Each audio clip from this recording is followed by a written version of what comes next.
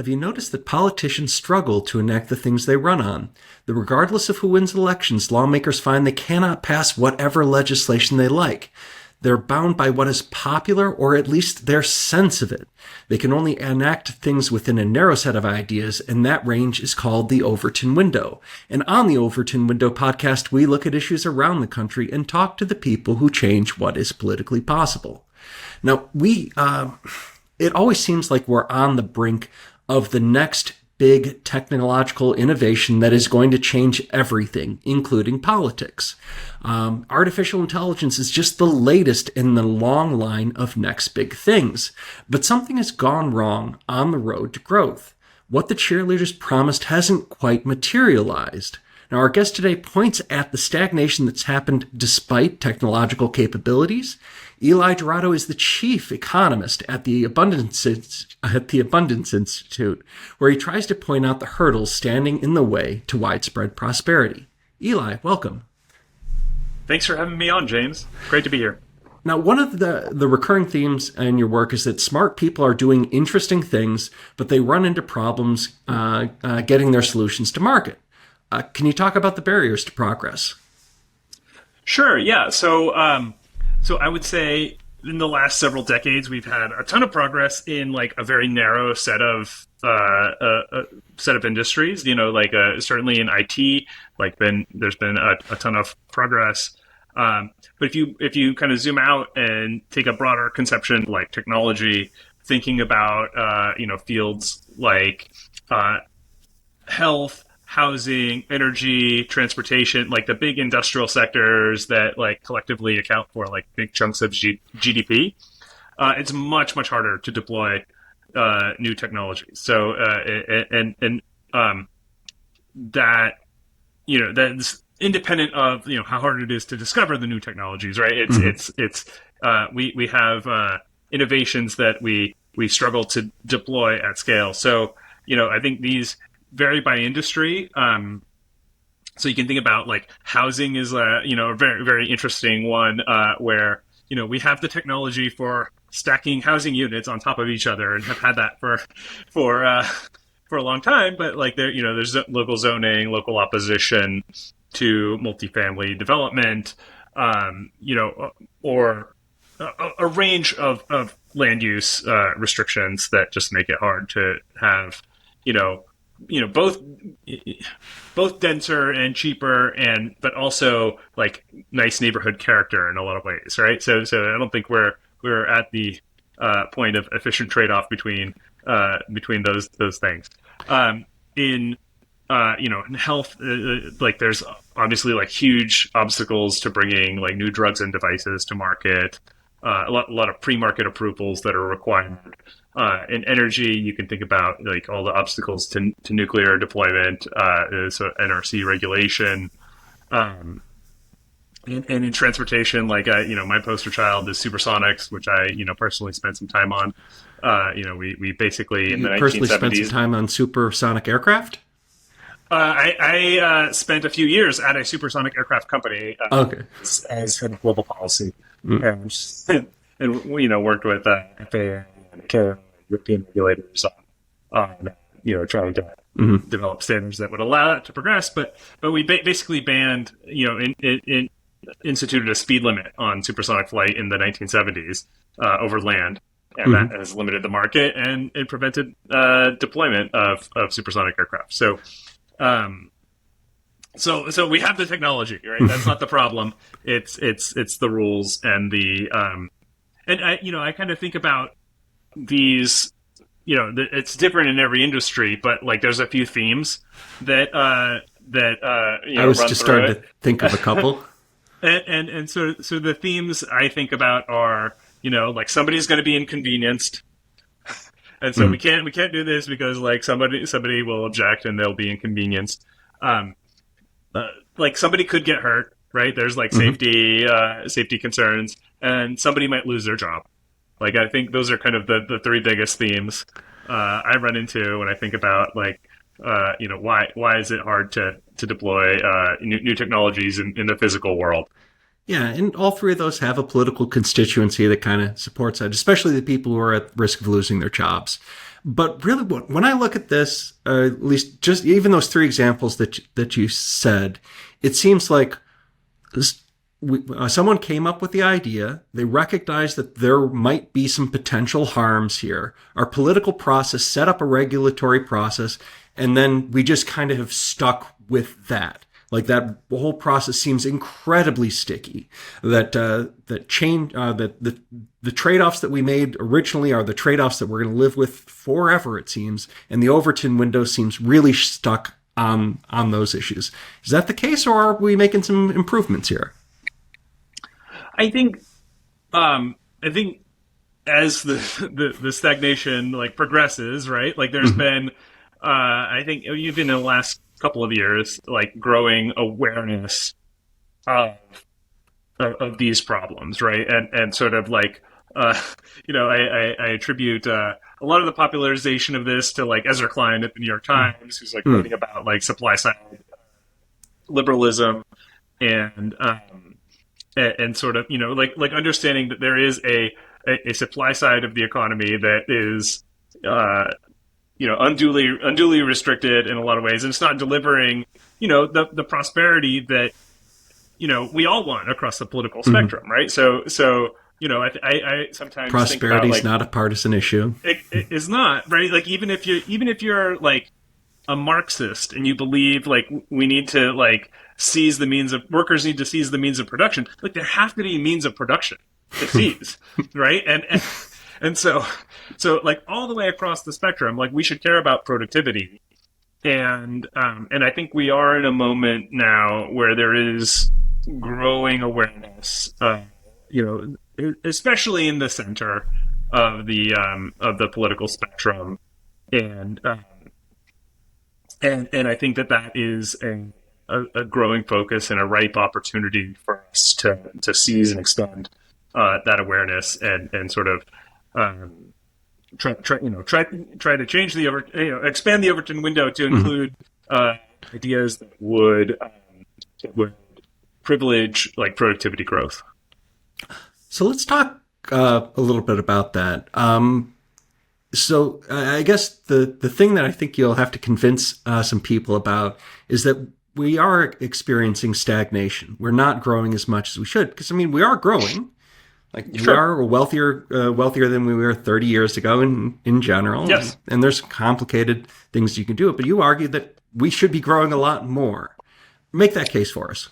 Sure. So what I like to look at statistically is total factor productivity. So if you look at the amount of output that we generate for the amount of inputs, right? So labor and capital go in, production comes out.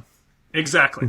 Right. So a lot of the output that we've had, a lot of the growth we've had is because we are applying more inputs, right? And so we could double GDP, today if we sort of enslaved everybody and made them all work twice as long and like made them save more money and like spend less, right? It's a theoretical case. I don't think that's in the Overton window, but I grant that. Right? So like we don't want necessarily to just increase output and because we increase inputs, right? What we want is the free lunch that comes from improvements in ideas and institutions, right? And that is total factor productivity, or that's the concept of it, right? And so we estimate total factor productivity by sort of subtracting out the change, taking the growth, subtracting out the change that's due to labor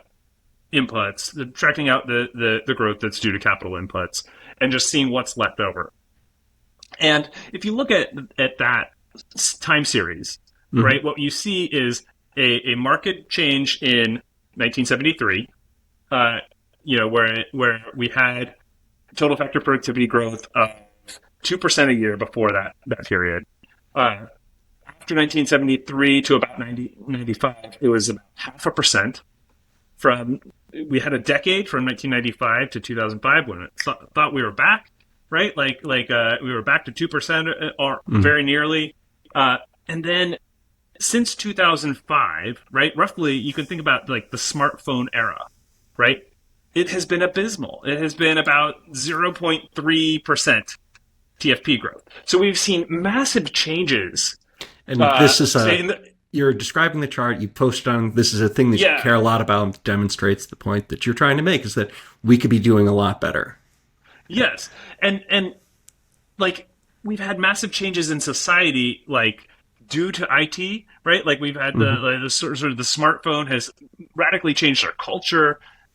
It's changed the way we interact with each other. It's changed, like sort of distribution of apps, or like the idea of Uber and so on. But I think people see that massive change and they think, this is a huge economic boost. It just isn't. So Mm-hmm. the smartphone era has been the most stagnant era in the U.S. economic growth in the last century. And it's so there's a disconnect between what we're feeling in terms of like cultural and social change versus economic change, it's not it. So people's feelings about this, Mm-hmm. don't. I think they're sort of extrapolating from the changes that they observe personally, and they think like, oh, this is must be like really fast economic growth, and it's not. It's been extremely stagnant. And I think the other piece of this is that the stagnation in TFP, you can decompose it by industry too, right? And you can look at, okay, we've had like pretty good TFP growth in technology. In oil and gas, like sort of the fracking revolution has Mm-hmm. been significant, and then um, and then like you get this drop off, including like negative TFP growth in certain NAICS categories, like hospitals, for That's example. the North Right? American It's Industrial like Classification System. right, Yeah. right. So if you look at how different industries, like so a lot of them have negative TFP growth over the last, say 40 years. Um, and I think this also has geographic effects, right? Mm-hmm. So and um, it has income distribution effects, right? So if you're like a software programmer living in San Francisco, maybe you're doing great. But if you're in if you're like a different kind of worker, factory worker in Kentucky or something like that, like you're not seeing the same. The sort of the effect of TFP growth on you is not very high. Is lower than the effect of TFP growth on somebody else. So I think like really like across the spectrum, if you look at something like pre-tax income distribution, right? Like it is very unequal, and it's something that we should be worried about, and that people have like a lot of times like bad solutions for, because like Mm-hmm. the real solution is to increase TFP growth in all of these industries, but people are like, oh, we got to have solutions to try to deal with this inequality, or the regional inequality, or skill level inequality. All right. The theory that you mentioned is that we're getting fed up with stagnation now, and that is going to open the window to allow for compromises on some of these areas that you're talking about. I guess let's go into one of the examples that you use and talk. Let's talk about supersonic commercial air travel. What's holding that back? What's holding that? So I spend a lot of time in this industry, and I mean the basic thing there is that there's kind of an interaction, a hairy knot of regulations and so on. So one is the overland ban. So Mm-hmm. if you want to fly supersonic overland, you basically you can't today under Mm-hmm. current rules. Now I think probably FAA would change the rule if somebody did it. If somebody had designed and built the airplane to do it, with a softer boom than in the past, which is technology that is possible, and we basically know how to do it. Um, But but that's a risk for them. it's a risk. It's a risk. Yeah, exactly. So investor risk, right? Like investors are not going to want to put money into a project where there's this huge regulatory risk that's outstanding. Um, And so what that does is it skews the kind of planes that people are building in the supersonic world. So the company I worked for was building like an airliner that would be like a Concorde replacement, or they still are doing that, but I'm just no longer with them. Mm. So they're building a Concorde style airplane that only flies supersonic over the ocean. Now the challenge with that is that aircraft program complexity is exponential as the airplane gets bigger. So if you're doing an airliner, that's a very complex program. That's a very hard place for a new entrant to enter the industry, right? What you actually want, and this is something I wrote with Sam Hammond back in 2016 in a paper.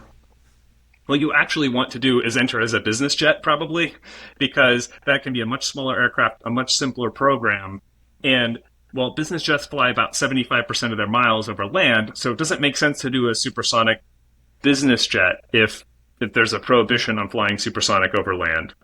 Um, but it could make sense if you had like a reasonable noise standard for how loud the sonic boom could be. Then somebody would probably enter that market, and then you get the flywheel rolling on improvements in engines and other technologies that Let me specifically stop you cater to there. supersonics. Let me stop you there because I think you brushed over a really important factor, which is we set this rule because we thought that sonic booms over the continental United States would be a nuisance to people. I mean, they make loud noise. People don't want loud noise. We ban nuisances. Like that's a thing that local policy does a lot of. And then federal government's like, okay, this is going to be a nuisance. Let's get rid of it. And what you're saying is like, well, we can still ban the nuisance, but allow for supersonic travel. Yeah, you could set a limit on how loud the noise can be, right? As you're cruising, right? So it could be we don't ban slamming of car doors, right? But if you had a sonic boom that was only as loud as the slamming of a car door, that should be fine, right? So and in fact, like there's a lot of noises in the environment today that are more annoying than a sonic boom. Leaf blowers or motorcycles or whatever. And so there's a way to handle this that's more tailored and so on. Now, if FAA wanted to change this rule unilaterally, they would have to go through like a big environmental review. They would get lawsuits and so on. So it's very hard to actually do this. So my contention is probably Congress needs to be the entity that rescinds the ban, probably by setting an interim sonic boom standard that then FAA can change if they want to, based on aircraft data, which is how we usually make environmental rules for aviation, right? So that's the ban has like totally skewed industry investment, right? A lot of the investment over the last several decades has been on eking out like 1% efficiency gains in subsonic aviation rather than sort of developing the technology that we need for faster travel. At least some of the headline things is that we're not making the Dreamliner faster, but we are giving it better windows. Sure, yeah, better windows. But I mean, like it's funny. Like sometimes like airlines or manufacturers will advertise like better lighting inside the cabin, or or mood lighting, right? Like that is actually like a sales point.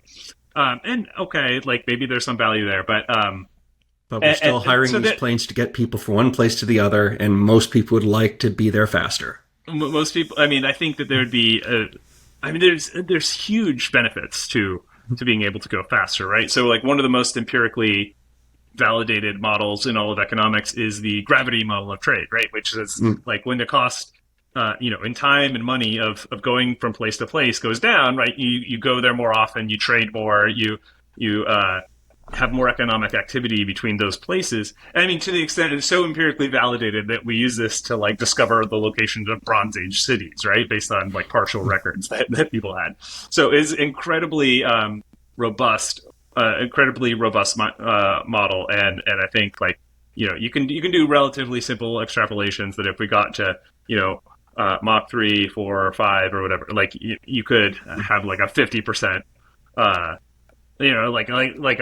maybe like trillions of dollars of value get unlocked by this. globally. Okay.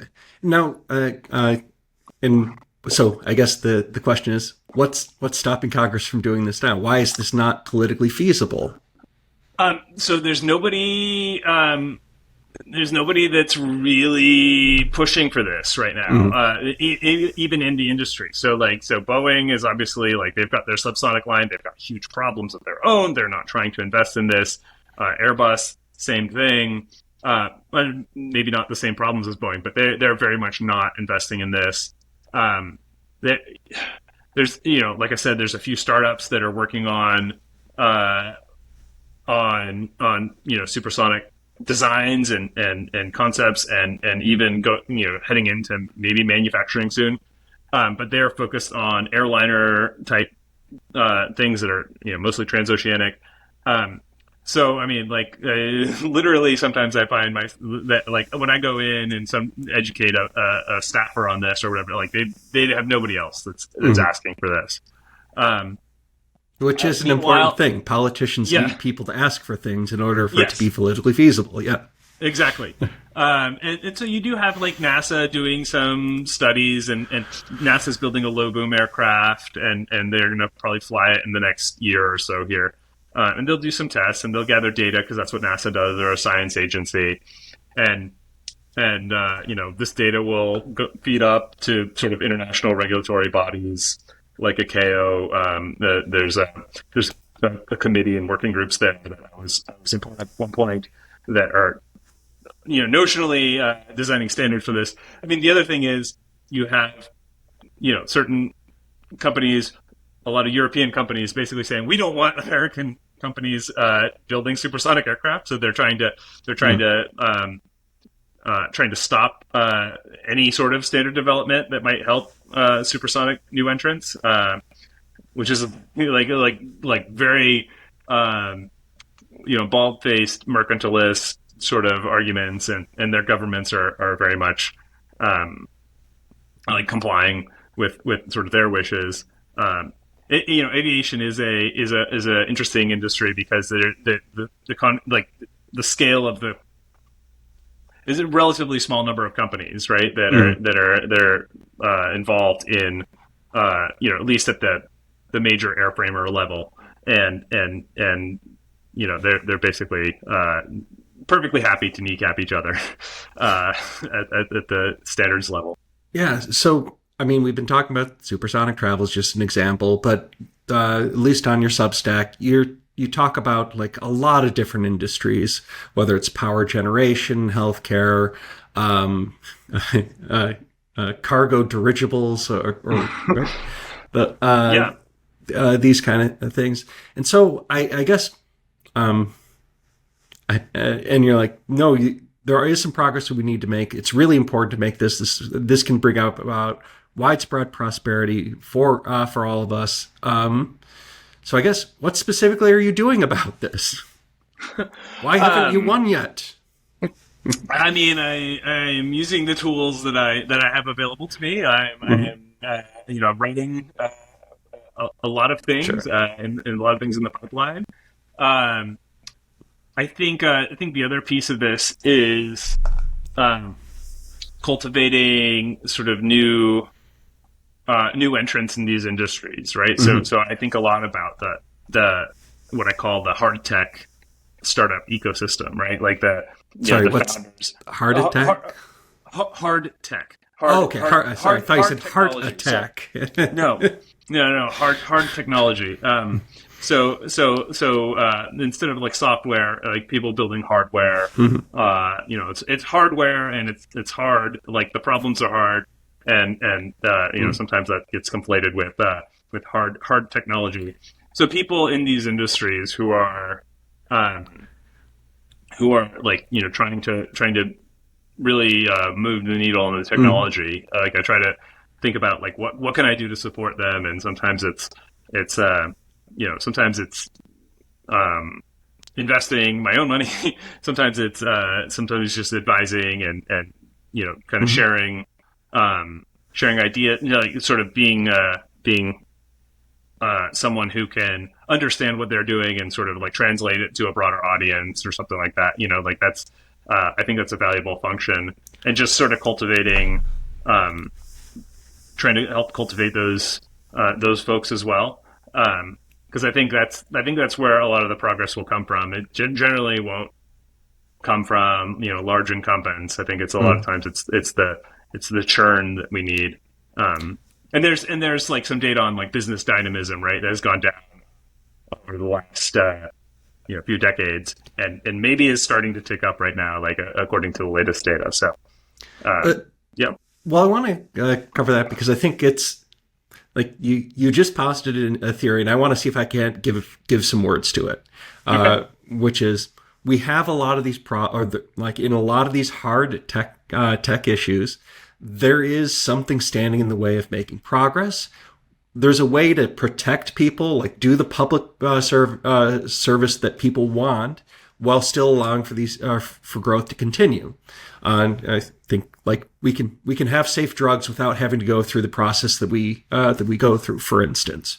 And what you're saying is like in order to get that, there actually has to be a political demand for that, and that's not coming from our incumbent people who make money around the regulations that we have in place. You actually have to have someone who becomes now a concentrated interest that has some type of incentive to get lawmakers to see what you think is a pretty common sense solution to a lot of problems. And that by fostering those, by talking about the issues that they're dealing with, and then by talking about some of the hard constraints that they face, that we might be able to start to make progress on this. Did I do a good job of summarizing it? Yes. I think that's great. I think the one sort of addendum to that doesn't negate it at all is that sometimes these constituencies can be pretty big. So, like for example, on permitting reform, which is something that I care a lot about, right? So it's particularly if you look at like the climate hawk left.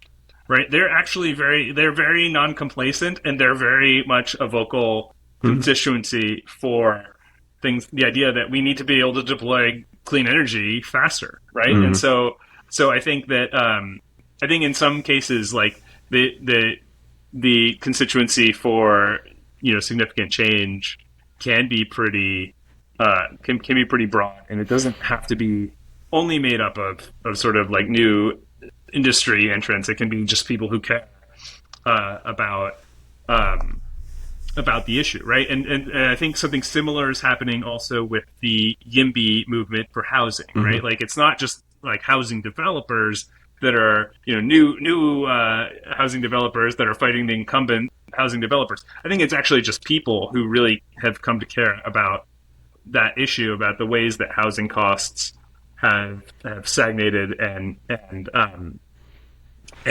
is harming them personally, but they also see the changes that the negative effects on other people as well. And so I think there is an extent to which it can be a pairing of sort of the startups and maybe the public or the segment of the public that's really has become less complacent about that issue.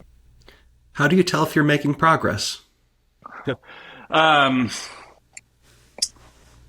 Well, I mean, I don't know. I think you have a sense of it. When I first started writing about permitting reform and sort of the National Environmental Policy Act, it was really on nobody's radar as far as I could tell. It was not like a public issue, and now I mean I still think there's a lot of people who have not really heard of that, but I think it within sort of policy circles like permitting reform, the idea that we need to do that is if not conventional wisdom, it's like become a thing that people a lot of people agree on. So I think like I would look to sort of more like less it's hard to have a metric exactly, but just like sort of I can feel like I can see the discourse changing and sort of these points are resonating with people. So that would be like an example of where we're having success. The supersonics, not so much, but permitting reform, I think the discourse has changed. Mm-hmm. I mean, that's an important thing just to know is that when you're advocating for something, especially on hard issues, there's no clear sign. Like you know Yeah. the barriers that are in the way. You know you have a theory about what needs to change to get rid of them, but there's no clear speedometer. You've got to figure it out. And you've got to have your own sense of this. So I guess. How are you feeling about the progress that you're making?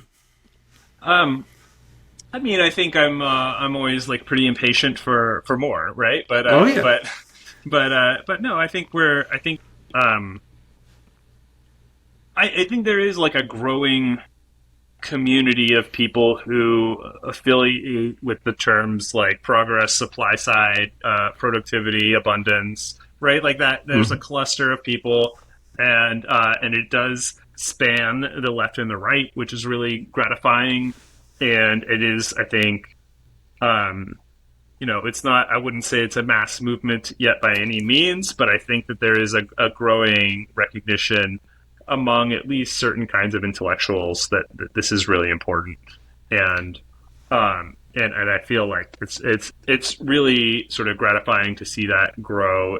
I would say in the last 5 years, that movement has been gaining steam, and I think will continue to gain steam as uh,